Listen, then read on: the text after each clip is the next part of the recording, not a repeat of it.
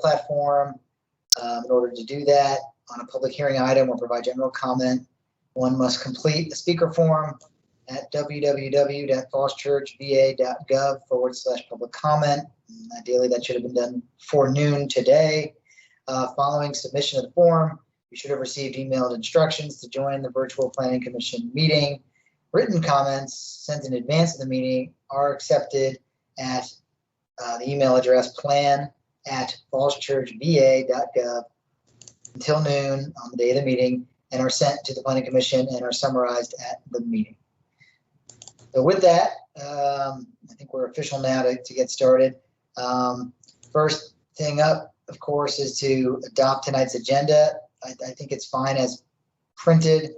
I went over the agenda with Mr. Stoddard. There were a few things that dropped off, so but as it remains, it seemed fine to me. So I'll ask for a motion to adopt the agenda. So moved. Second. It's moved by Mr. Puentes and seconded by Mr. Stevens. Any discussion? Roll call, please, Ms. Bazemore. Chair Krasner, Yes. Mr. Stevens, Yes. Ms. Teets, Yes. Mr. Puentes, Yes. Ms. Colmont, Yes. and Mr. Hyra. Yes. Okay, great. Thank you, everybody. So we'll get going here. No speakers tonight.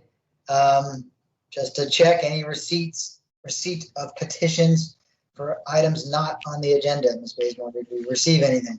No. Okay, just checking. Okay, moving right along. The only action item tonight is simply adoption of our minutes from June 2nd. Is there any discussion on those minutes from anybody? Not hearing. The June 2nd minutes. I'm sorry, was that a motion, Mr. Stevens? I'm sorry, you just cut out for a second. Okay, I'll second. second by Ms. Teets. Any discussion on the motion? If not, another roll call, please. Chair Krasner, Yes. Mr. Stevens, Yes. Ms. Teets, Yes. Mr. Puentes, Yes. Ms. Colmont, Yes. Mr. Hyra. Yes. Great, thank you. So those minutes are adopted. Okay, moving right along. Tonight's meeting maybe shorter than some of the last few we've had. So we're up to information items. And are there any planning commissioners reports? We missed a meeting, so it's been a few weeks, and we did have the July 4th holiday mixed in there, but I'm sure there were some folks that participated in some meetings throughout that time. So anybody have anything they'd like to share? Mr. Stevens' hand has already popped up. Go ahead. Yes, I attended the EDA meeting, but they only had one item on their agenda, and that was a closed session. So that was an easy, quick meeting. I did want to just make a mention that the last Citizens for a Better City forum on housing, they've had two so far, but they have one more coming up on July 25th. So Sunday at 4 o'clock to 5:30, and it's virtual via Zoom. I'm sure if you just go to the CBC website, it'll be easy to see the link for anybody who's interested in that third and final forum. And that's it. Okay, thank you, Mr. Stevens. Any other planning commissioner reports for June? Yeah, I have one quick one. VPIS held a stormwater issues forum on June 30th, and the video for the forum is up on the website. It's actually very informative and had some people that were on the stormwater task force, the recent one, on there. So if you're interested in stormwater issues, I suggest you go to vpis.org and watch the video. Great. Thank you, Ms. Teets. Okay, anybody else? Not hearing anybody else, so we'll jump down to correspondence. There are two items here. I mean, one, I think is the equity memorandum that we worked on as a group and finalized. I guess, it seems like I guess that was our last meeting since we missed the meeting. So back on June 2nd. So I think everyone can read that. I mean, that's been transmitted to the council and obviously there are things in there that, I think we may want to obviously bring, start keeping in mind as we, go about our business. But it'll be interesting to see, if we get what response we get from council and, if they have any other suggestions based on that. But I don't think we need to go through it point by point tonight. The other cool piece of correspondence was just the comments from staff to the county, to Fairfax County on the West Falls Church plan amendment. We got that nice update from county staff on that. And so again, I don't know if we need to go through this in any great detail unless Mr. Fuller, is there anything in here that's sort of worth discussing? I mean, it's a correspondence item, so it's not really before us for anything formal, but.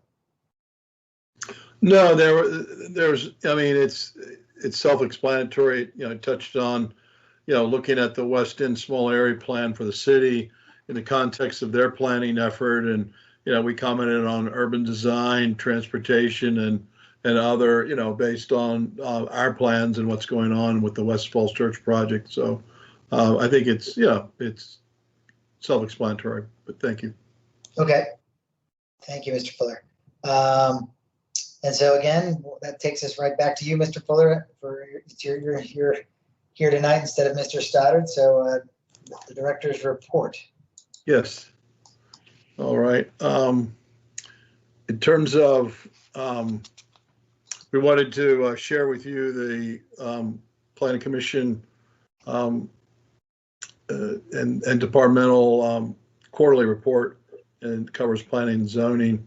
And so the April through June report is provided for you. And, we're starting to, this was like the end of COVID period. And so, the next quarter, should reflect some changes.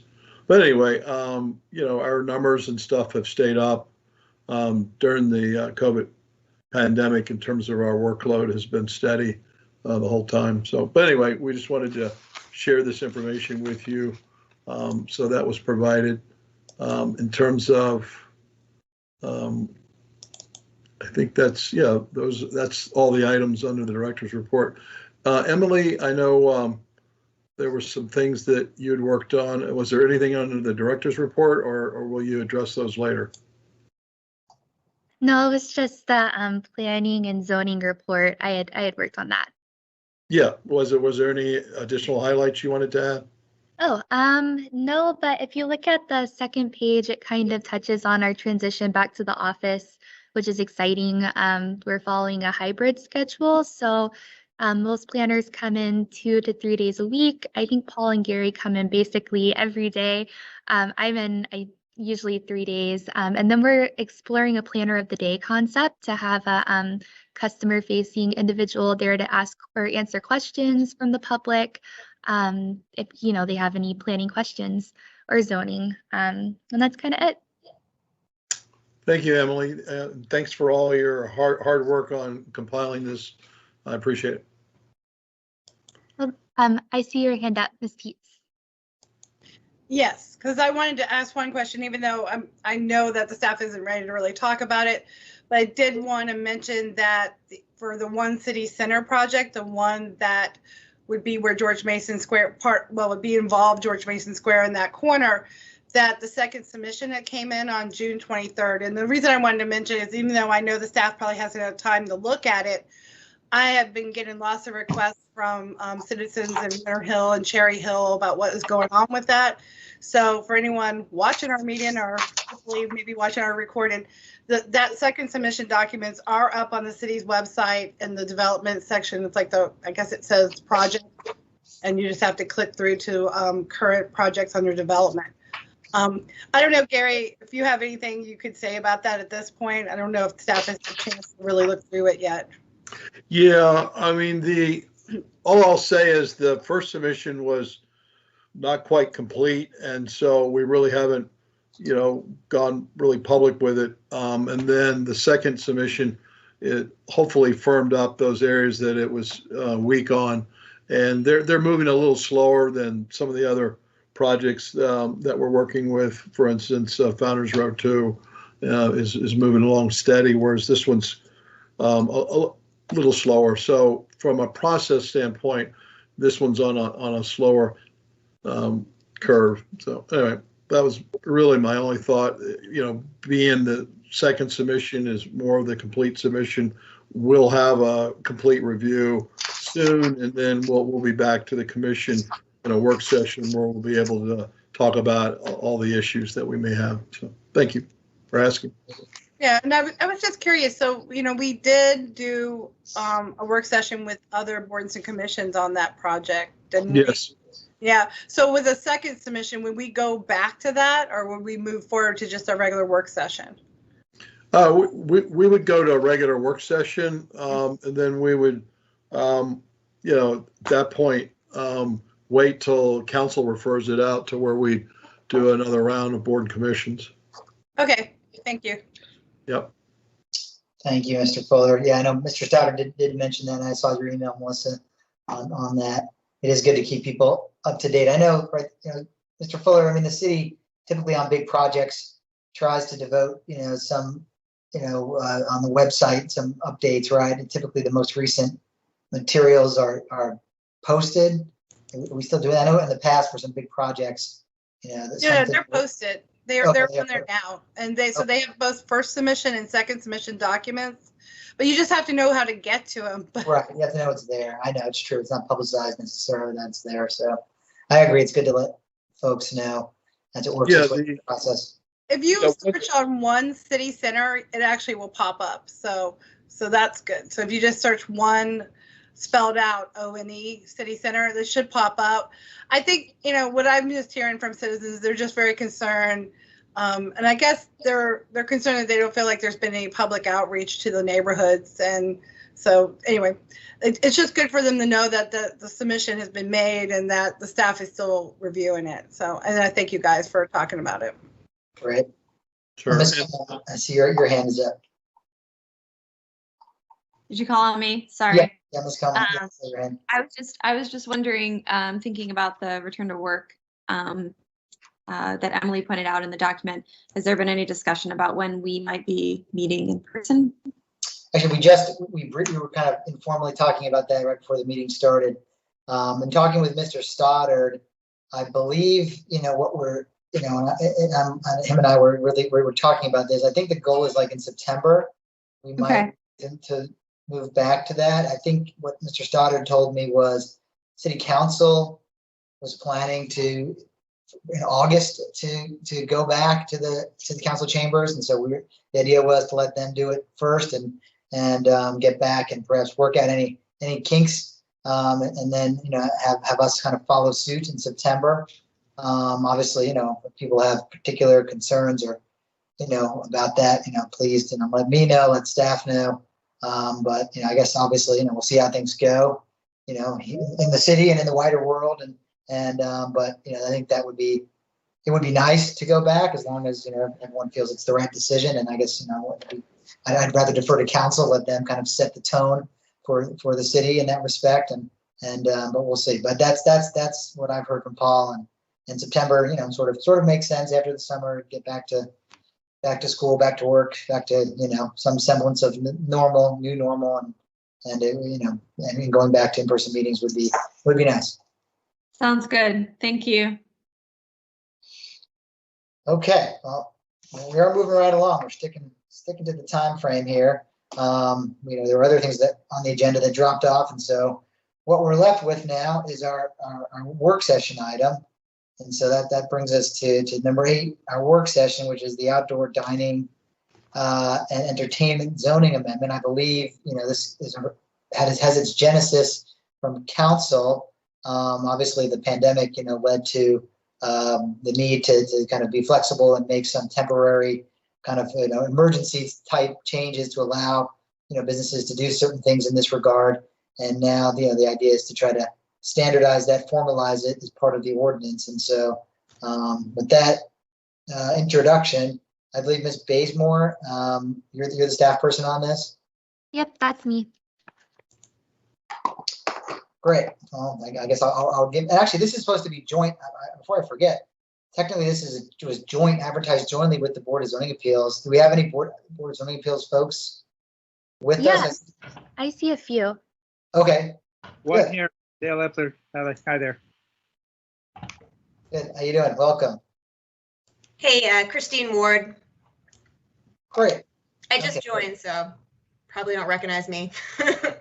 That's okay. No, that's great. We don't often have joint meetings with the BZA, but it's probably good that we do now and then when there's, a topic that, is relevant for, what you folks are doing and what we're doing.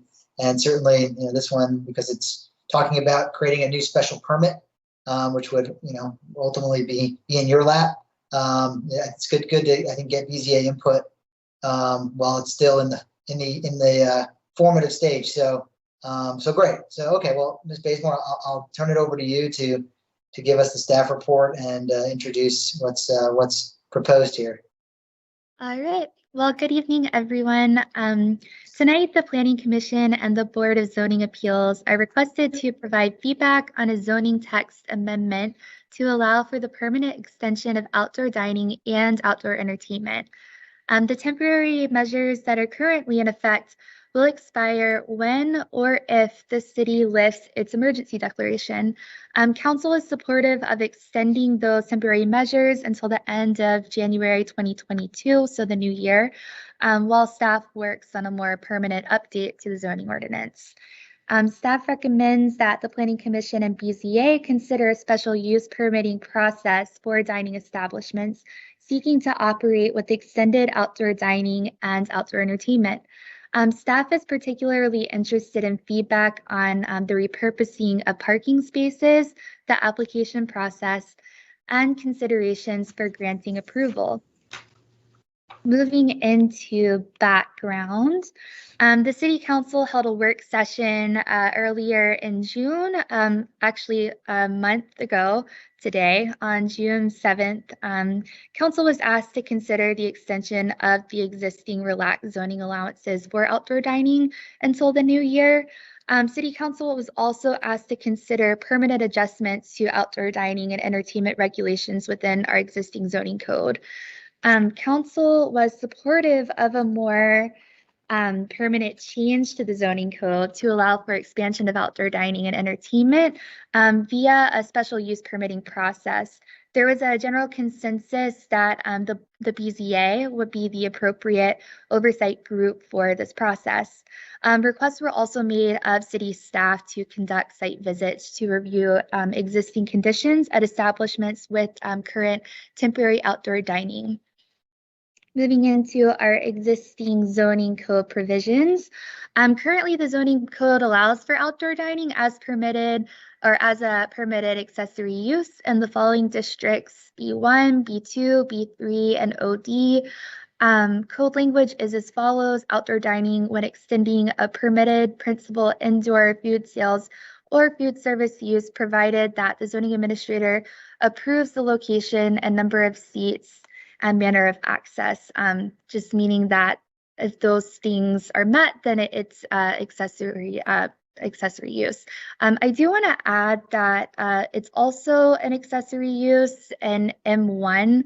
I didn't have that included at the time that the staff report was published, but it was brought to my attention that essentially any accessory use permitted in B3 is also permitted in M1. The temporary measures that are in effect go beyond what is already allowed. For instance, relaxing parking standards to allow businesses to use parking spaces as outdoor seating areas. These temporary measures expand options for businesses, allowing them to have diversity in their seating options that they previously had not had. I researched into some surrounding jurisdictions and what they've done for outdoor dining. The City of Alexandria requires businesses to submit an administrative special use permit application to include or to extend outdoor dining at their existing site. You can see this application in attachment 4.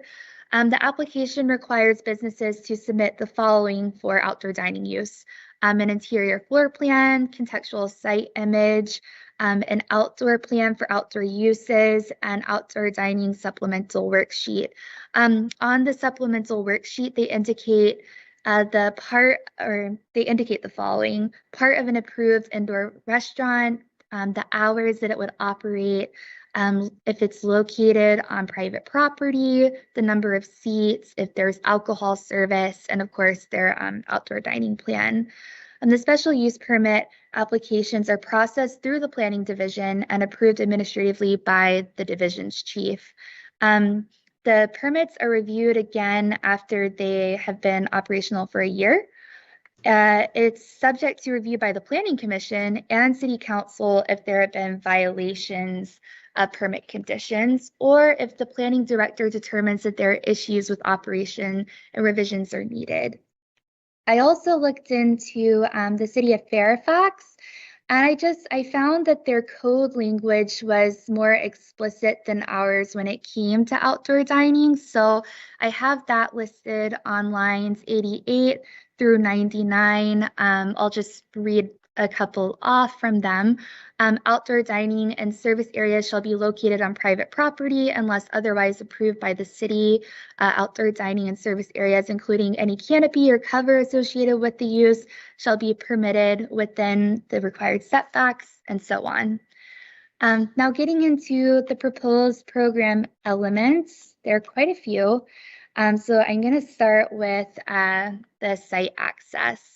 So first, we would be looking at ADA compliance and fire safety, the ADA path where the applicant's business and neighboring businesses, in the case of a shopping center, should not be obstructed. Of course, ADA parking must be provided per code. Egress paths from the restaurant shall not be blocked with chairs or tables or any other kind of barrier. And emergency vehicle access to the site must remain unobstructed. Also, fire hydrants, they must not be obstructed. Exits from the dining site shall adhere to our code.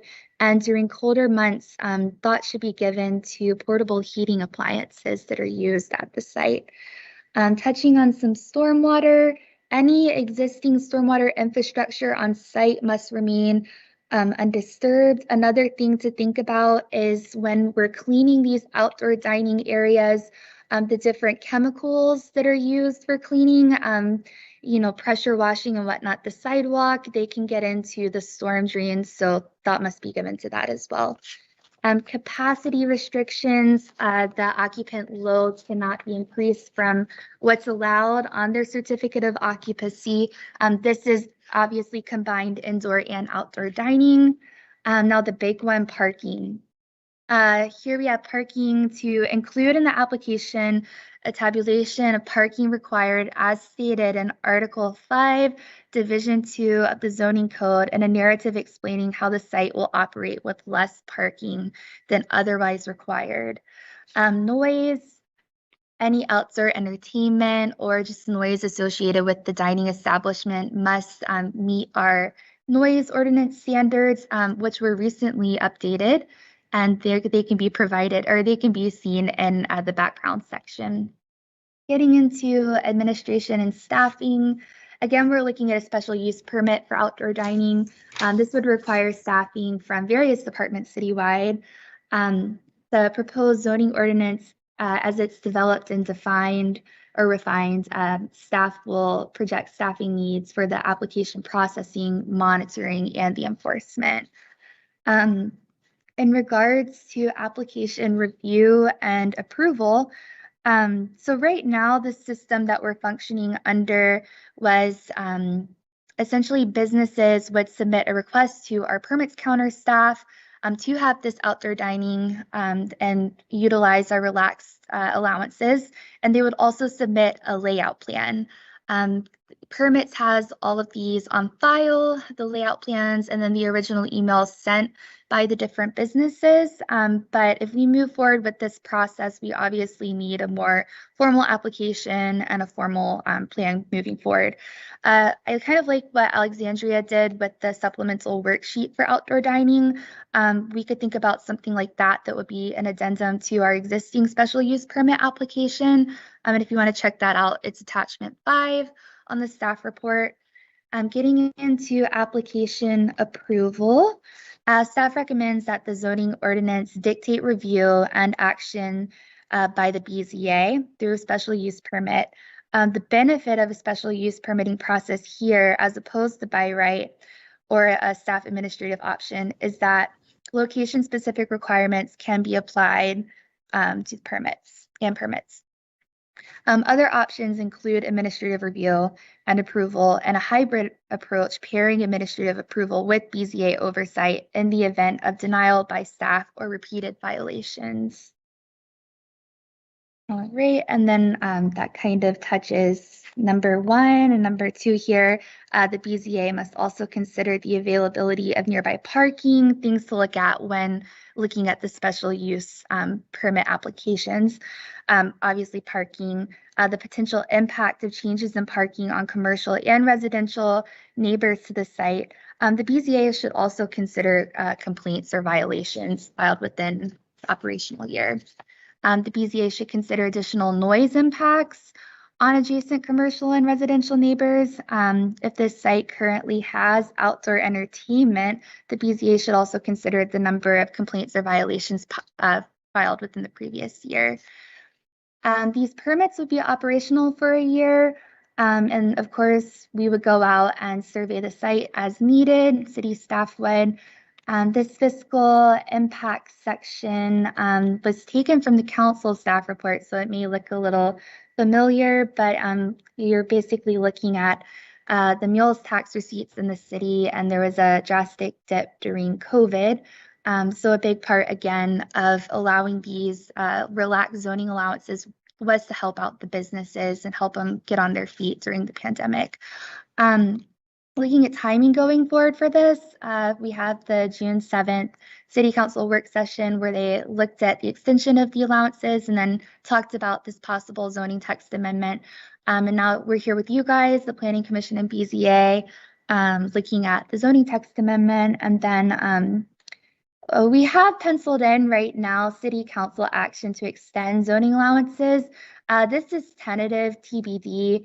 And then moving forward with the zoning text amendment itself, we would kick this off in September, and then first reading would be scheduled for October, second reading for November, and then a transition to normal zoning regulations and restrictions, of course, would begin at the end of January 2022. And that's all for my staff report. I'd like to open the floor to some discussion.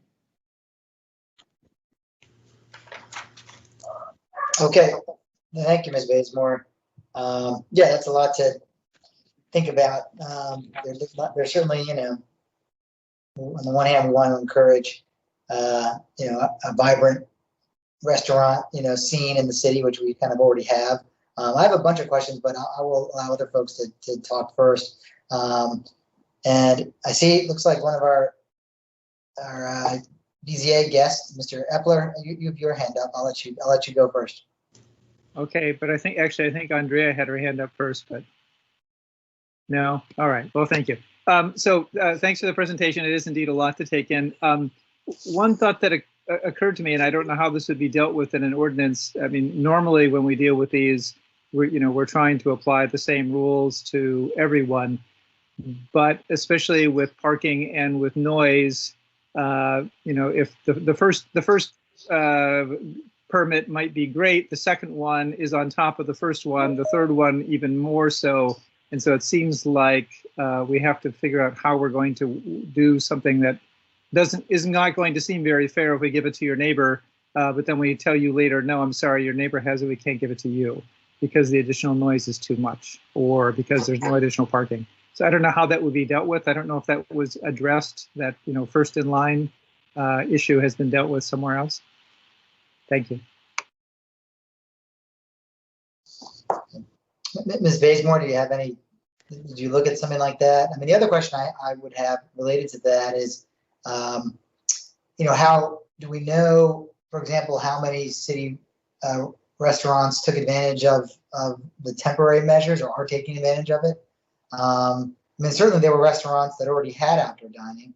But I'm curious to know, if the city took a look at how many restaurants are actually doing it now. To answer Mr. Epler's question really quick, I have not looked into that, but I had a discussion with the city attorney today and she brought up that same point. So that's something that we're going to look into further as this continues to develop, because we don't want to be discriminatory. And Mr. Krasner, I think it was in my council staff report. I want to say off the top of my head, it's like 10 to 12. And those are the people that have approval by the city to do so. It sounds like there are establishments that have outdoor dining but did not submit a layout plan and contact the permits counter. Okay, you're saying there are 10 or 12 that are doing it sort of legitimately, and there are others that maybe just did it. Okay. All right. Oh, Mr. Stevens, I see your hand is up. Yeah, just a couple of, excuse me, a couple of general comments without getting into a lot of detail here. Obviously, the BZA is kind of more in the hot seat on this since they'll be in a decisional role. So I guess our role is just to kind of provide some color commentary. So I guess my sense is that with respect to the use of dining, certainly repurposing parking spaces for dining sounds perfectly reasonable to me and totally consistent with the efforts of the city to become more walkable and reduce reliance on vehicle travel, that sort of thing. So I could see kind of making that approval process lean a little bit closer in the direction of by right or administrative, if I could describe it in that way. Whereas the applications that deal with entertainment, that gives me a lot more concern, mainly because I kind of view noise as kind of a health hazard, maybe a lot more so than others. And certainly a lot more of the scientific summaries that I've read recently put noise more into a health hazard that, should give all of us careful concern before we allow it. So I would like to see those instances veer more in the direction of the permit process with careful review. So I'll just kind of make those general comments.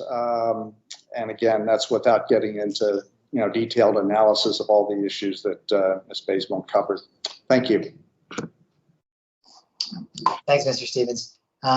Ms. Bazemore, I mean, to follow up on what Mr. Stevens just said, I mean, obviously, I know that the city recently adjusted our noise ordinance.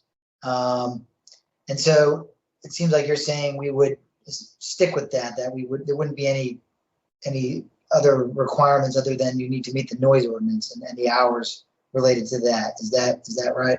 That's correct. Yes, you would have to adhere to what's been updated in the code recently. Right. I think you're saying you're allowed up to and the hours for that allow up till 10 p.m. After that, it's much more strict, but up till 10 p.m.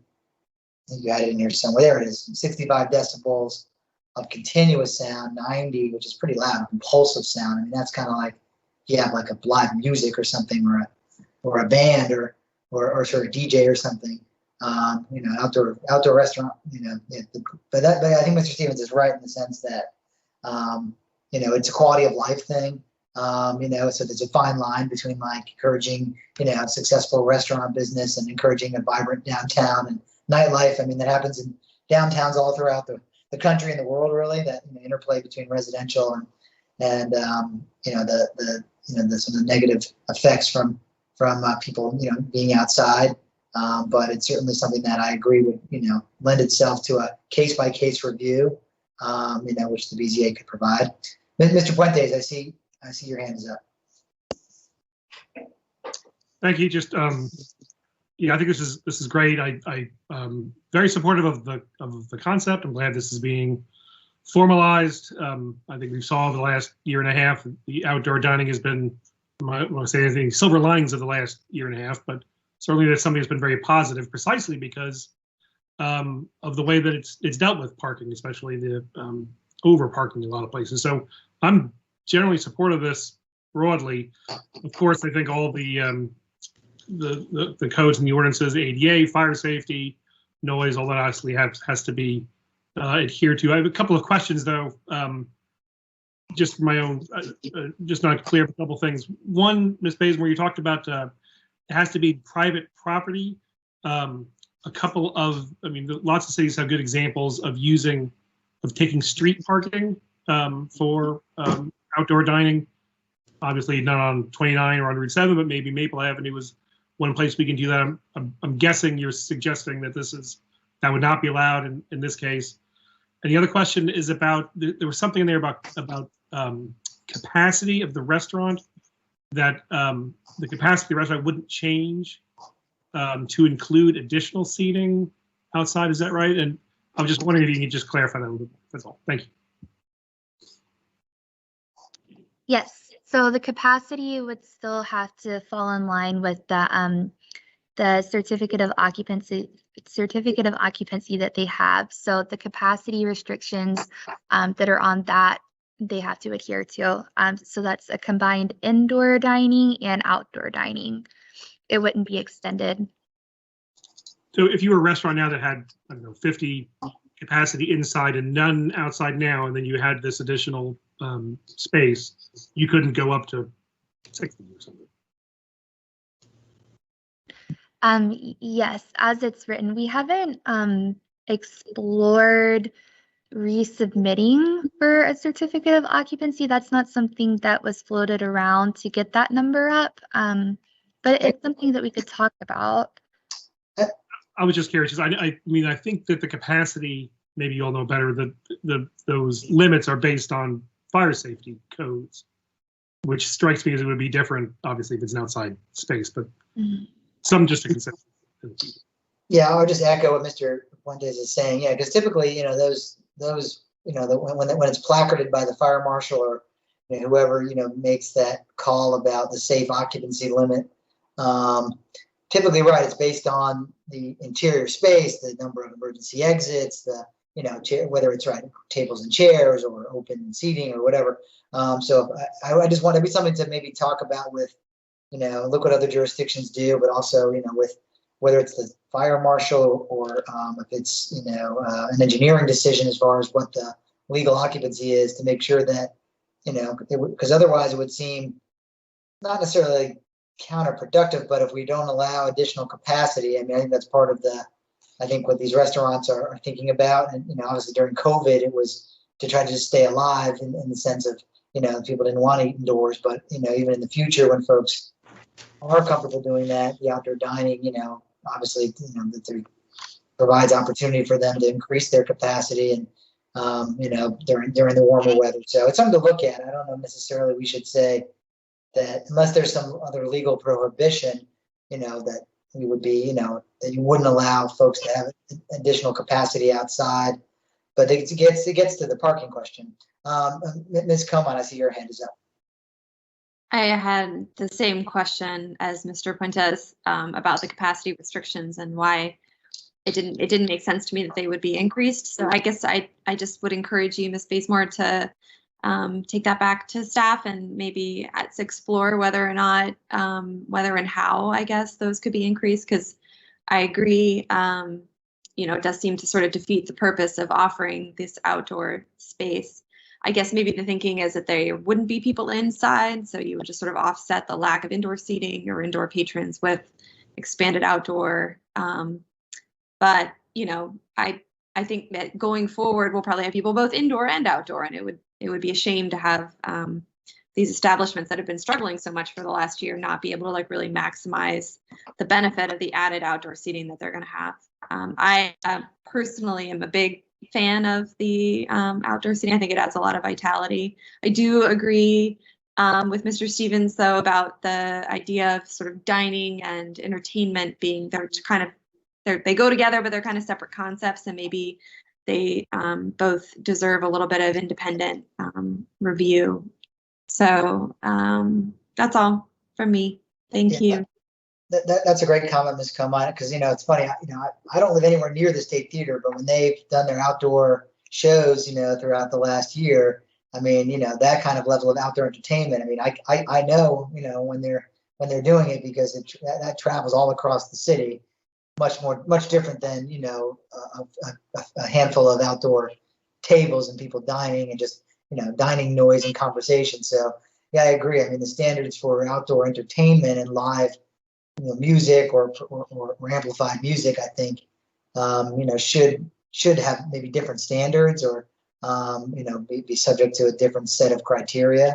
One question I had, Ms. Bazemore, also, when you're talking about, how you would handle a situation where, or have a code that you personally, how the code would handle a situation about not meeting the required parking in the ordinance, and you mentioned, providing a narrative. I guess, it's pretty subjective. I guess the question would become, obviously, what type of things would you be, or, anticipating they would be able to explain, like they would have off-site satellite parking or valet parking, or, what were you thinking in that? Yeah, it would be utilizing nearby parking. So just alternatives with off-site parking. That's what we were thinking. And would you be looking for them to offset like 1-for-1? If they were coming up where they were going to be taking up some parking, 10 spaces, they would have to show, okay, we can make up for that. These 10 spaces over here, 1-for-1. Mm-hmm. Okay. And how about if it was TDM type stuff? If they were saying we're gonna, I don't know, give discounts to people who take the metro, something like that. Would you consider creative type solutions? If so, I think it's a great idea. I would really like to see that. It's great. That's interesting. No, I hadn't thought about that, but I do think that's something that we could explore and maybe promote with the code amendment. Yeah, I'll talk to Carol about that one. Thanks. That'd be really cool.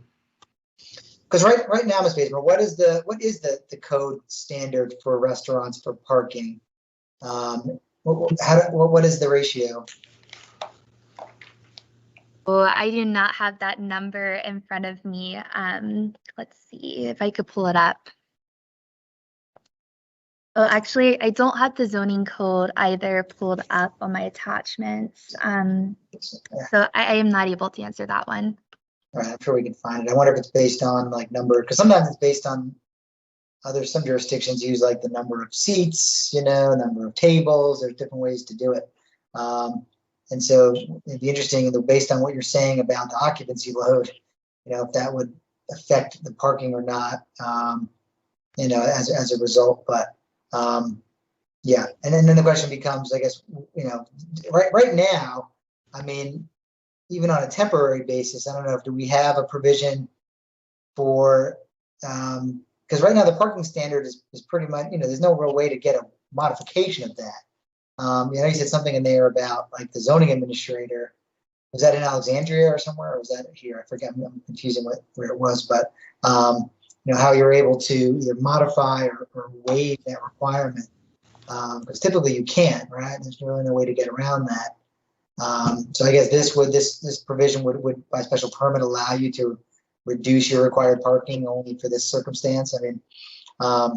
It just makes it all the more important to make sure that, right, it's, legally it sort of works with the rest of the ordinance. If you're going to allow like sort of a de facto parking reduction. So Chairman Krasner, I don't think my hand's working, but anyway, I don't know the ratio on, restaurant to, but I know the code did change recently where, from an occupancy standpoint, the zoning administrator is calculating it based by square foot of the dining areas, either indoor, outdoor, or both. So it's not by chairs or tables. It's by the square foot area that's designated for dining. So obviously you subtract out kitchens and other types of use areas, but the actual table seating area is a square foot calculation now. Thank you. I see. So adding the additional outdoor area technically would normally would increase their parking requirement, but this would allow for a way to, I guess, reduce that. So yeah, again, it just speaks to making sure that's clear in the special permit standards how that would be done and how they would offset that, and I like the idea of being creative, but it would have to be something that's clear so that the BZA ultimately can have a clear sense whether or not this is feasible. Let's see, I see we have another hand up, Mr. Keene. See, your hand is up. Yeah, I just had a quick, I guess, question in regards to, as it's specific to restaurants and entertainment venues. This is, I think, a real opportunity to revisit what the spirit is of these parking requirements. Doing so on a square foot basis or a formulaic basis in a real world application where we live in an Uber and a Lyft and a bicycle world now, but requiring these businesses to have these spaces, for venues that traditionally, a lot of people do use these other forms of transportation for. I think really kind of calls on us to modernize or attempt to look at modernizing how we calculate something like that and take it out of a formula and take it into a real world kind of practical application. No, that's a great point. And now you're speaking Mr. Puente's language there. The idea, and I think we've had a lot of discussion, here at the Planning Commission and beyond about looking at our parking requirements, and exactly for reasons just as you mentioned. And so, yeah, Ms. Bazemore, and Mr. Fuller, I think it's worthwhile, looking at how we do it for restaurants, maybe as a pilot or as a since we have this opportunity to look at this and see if it's not time to update that. I'm sure that part of the ordinance probably has not changed in a long time. I'm just guessing that aspect of the parking requirement has been probably in there like that for probably maybe a couple decades or more. So it might be worth looking at. Gary, Mr. Fuller, is your hand up, or is that just left over? That must be left over from last time. I'll hit. Is that lower now? That's fine. I can't see it on my screen for some reason. So. That's okay. All right. But anyway, just to comment on what you just said, yeah, we've addressed with TDMs and reduced parking in the larger mixed-use projects or shopping centers, which are defined as 7 or more, businesses. We've been able to do that in site plans and under mixed-use projects. And I agree. I think this is a good example of where, one use type like restaurants and outdoor dining could be a good pilot to build in some automatic, criteria reduction that could be used, especially when they're expanding the outdoors. So, yeah, I welcome the opportunity to use this as you said, a pilot. I think that would be good, and this would be a good test for it. I think we've done it on a larger scale to some extent, and but we haven't been able to do it on the micro. So, yeah, thank you. Let's see. Ms. Bazemore, another thing that just comes to mind, as we're thinking about this too, there's something that I know has come up in other places in other cities. It's sort of the push and pull between, again, allowing businesses to, take full advantage of this, but also, the issue of as they begin to encroach out into the public realm, narrowing of sidewalks. That's the issue I know in some downtowns, where they've allowed for expanded outdoor dining. The issue of how much of the, sort of the public sidewalk there you allow them to occupy, and what that does, as far as decreasing, the room for pedestrians and other folks, to kind of traverse the area. And so that's something that I would also encourage you to include as part of the requirements. Obviously you mentioned submitting like some type of schematic to show, how they were going to lay this out, and how it would function. And I think making sure that they don't inadvertently, kind of take over the sidewalk in a certain area that impedes, pedestrians and bikes and wherever else is also something that you got to keep in mind, I think, for things like this. I agree. We can expand on that next time. Yeah. Let's see here. Now, the other thing, just so I'm clear, because I know when I spoke to Mr. Stoddard about this, he mentioned like initially there was, so just so I'm clear, what this is proposing would be all outdoor dining would require a special permit, or only if they want to, or only if it's not already approved as part of their site plan? I mean, Correct. how would this apply? Yeah, this is particularly for those that are looking to establish outdoor dining that they don't already have. So an existing restaurant that's looking to go into their parking lot, their parking spaces. So not new restaurants that are coming in and proposing outdoor dining.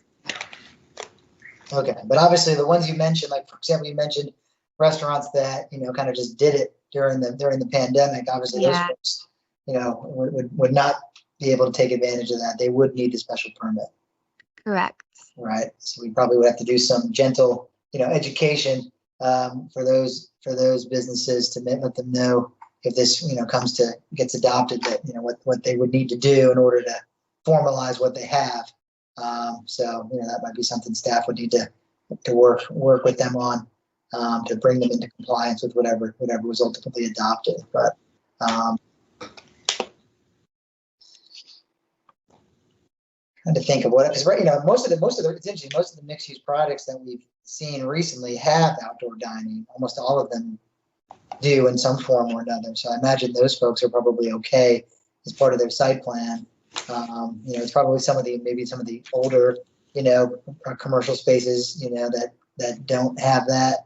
I mean, I don't even know. I wonder. I mean, there are some older businesses though that have it too. Yeah,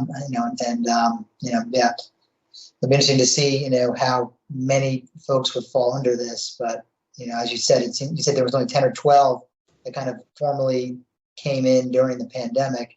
But I have to imagine that there's more. So.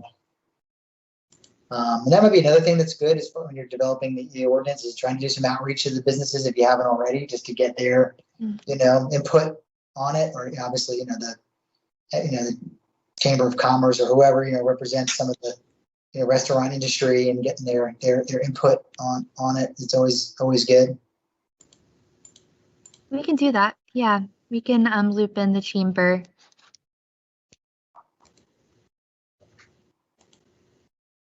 Let's see here. Oh, sorry, Mr. Hire, your hand has been up, and I think I missed it, and you've been very patient. Well, go ahead. Well, no, I just put it up, so Okay. It hasn't been up there for that long. My arm wasn't getting tired. Good. But I would just say, let's just consult Dominion Wine and Beer, because whatever they've done has been incredible for their business. I mean, their space is unique because they have a lot of parking there, but at the same time, they've expanded their business outside tremendously. I'm sure their profit margin has gone through the roof during the pandemic. So, again, I don't know exactly what special use permit they have or what they did with their site to allow them to expand outdoors, but it's been incredibly successful. So again, not everybody has the same parking capacity or capacity outside to expand their dining like that in our city, but nonetheless, just their thought process and how they thought about expanding to use their outdoor space in a very effective revenue generating way, I think is what we'd like to see maybe some of our other businesses do, because I do feel that it's a little hot right now, but it's going to cool down and people are going to want to go out and be outside. And I think as a city, it would behoove us to capture some of the meals tax revenue by helping our businesses expand the outdoor capacity. So again, I love Dominion. I don't have any stock in them or anything, but nonetheless, like it's just one of the businesses, and State Theater has done a great job too. So anyway, if staff hasn't talked to Dominion Wine and Beer, I think they definitely should. So that's it. Yeah, that's a great comment. And I mean, I agree. I mean, I don't know what they did or didn't do as far as, working with the city. Hopefully they at least, made sure, because they have like that tent there. Hopefully, they're following whatever building codes and requirements are necessary for safety of setting up those types of things, which is like another angle of it, Ms. Bazemore, actually, and making sure that people who are going to set up actual like outdoor temporary structures, there are I'm pretty sure there's code requirements for that kind of stuff, which I'm sure would be part of the review. But but I agree in the sense that it creates a truly a vibrant environment. And it's the kind of thing makes the city be, more of a destination. People begin to, know that, okay, there's this great outdoor dining experience you can have there that, you may not be able to have, outside of the city and kind of like a more traditional kind of retail shopping center strip. So people come, yet another reason for people to come into the city for more kind of traditional outdoor dining type of experience. So yeah, good point. Let's see. I don't know if it was Ms. Coman or Mr. Stevens whose hand was up first, but why don't we start with you, Ms. Coman? I don't know either. Sorry, Tim. Oh, do you want to go first? Well, mine's real quick. Go ahead. Just going to add that Dominion did it, I think, without bands and so forth. So I just make that observation. They've had live entertainment there. We've been at Dominion frequently. I'm also a fan. I also don't own any stock in them or know them personally, but yeah, they have. But it's like a guy on a guitar. It's not the State Theater kind of entertainment, or at least that's been the case. Acoustic is okay. Yeah. I just wanted to share, it's a little anecdote, but we were up in Rehoboth over the weekend, and I guess restaurants and retail businesses there are being allowed to expand onto the sidewalks. And it's interesting, because we were walking down Rehoboth Avenue, and all of a sudden there were all these like cones in front of us, and it was because the city is like blocked off like the full width of the sidewalk in front of a very large restaurant, and it was all outdoor dining. And they had poured some kind of crummy like asphalt ramps down into the street parking area, and then put some barricades up next to the street parking area to create like a new pedestrian route through the street parking. And it went around this restaurant's outdoor dining and then back up another ramp and then along the sidewalk again. So just an anecdote. I'm not lobbying for that necessarily, but I guess as we're thinking about, I was thinking about your comment, Mr. Krasner, about the restaurants encroaching onto the public space. I guess we have to think about how we're using all of our public space, including the street parking that we may have. And could that be repurposed to, help support the restaurants and achieve the sort of like vibrant street life that I think we all would like to see in Falls Church City. So just another option perhaps to consider. Yeah, that's a good point.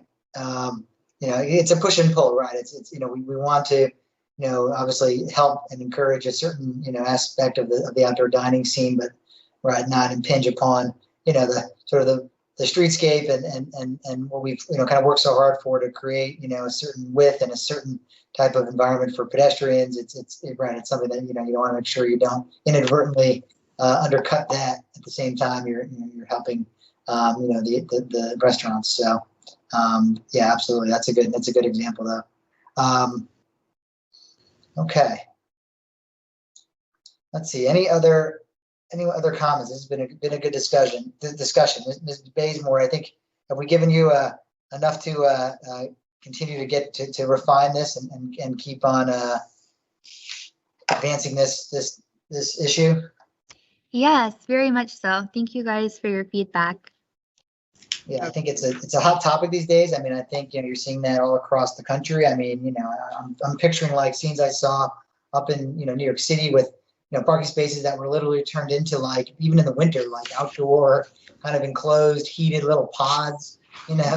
Like I'm sure we've all seen images like that up there and other places too. I mean, it's really, again, there's all kinds of weird sort of tangential effects of this pandemic, and sort of the idea of how we're envisioning the public realm like that is something that's been interesting to watch. I mean, because if we were having this conversation 2 years ago, I can assure you this would be a different conversation. We might still encourage it, but we might be, it might be a very different type of discussion. So it's interesting to see, some of the lasting effects, even as the pandemic wanes, in areas like this. It's quite interesting to see. But I think it's good for us to be proactive. I applaud the city council for, trying to be proactive, understanding that the temporary stuff was going to expire, and trying to look for ways to, not, hurt these businesses and to allow them to continue to utilize this space. So, what are the next steps, Ms. Bazemore? I know you kind of laid out a time frame, but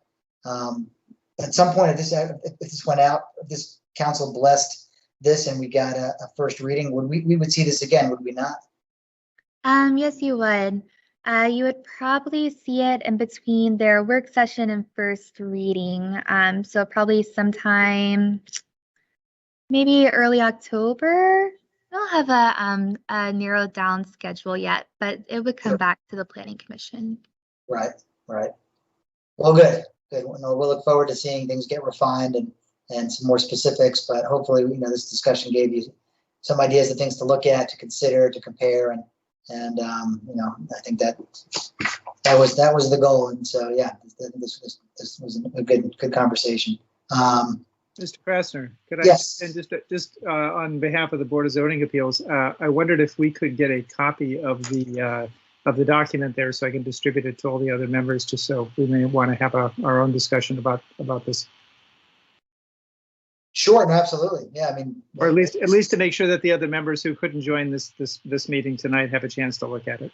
Yeah, absolutely. Yeah, staff, I'm sure, right? Ms. Bazemore can provide you with everything. I mean, and I think, I don't think the door is closed on comments. I think staff, would be happy to receive additional comments in writing or email or however folks want to do it. Even after tonight, I don't think, right, Ms. Bazemore, the door is not closed on additional comments here, correct? Absolutely. The door is still open. Yes. You can either send me your email, or I can coordinate with Akita to get it out to the rest of the BZA. That would be great if you could, because I'm sure she has a distribution list and she can just push one button. That would be much more efficient. So thank you.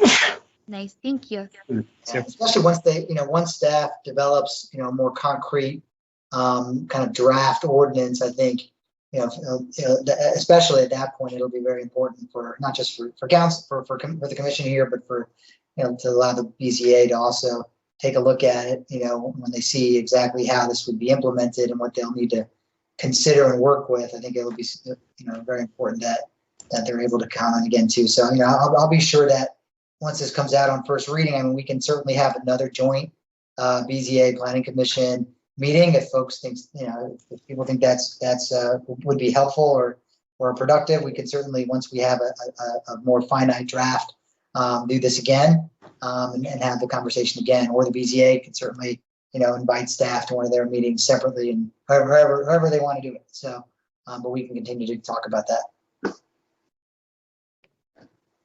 So, okay, well, with that, I guess, Mr. Fuller, that was all she wrote as far as the agenda, the formal agenda. So unless anyone has, some other items or topics they wanted to bring up before we adjourn, I will happily adjourn earlier than the 9 o'clock listed on the agenda and say that this meeting's adjourned as of 8:36. So I guess we'll see everybody on July 21st.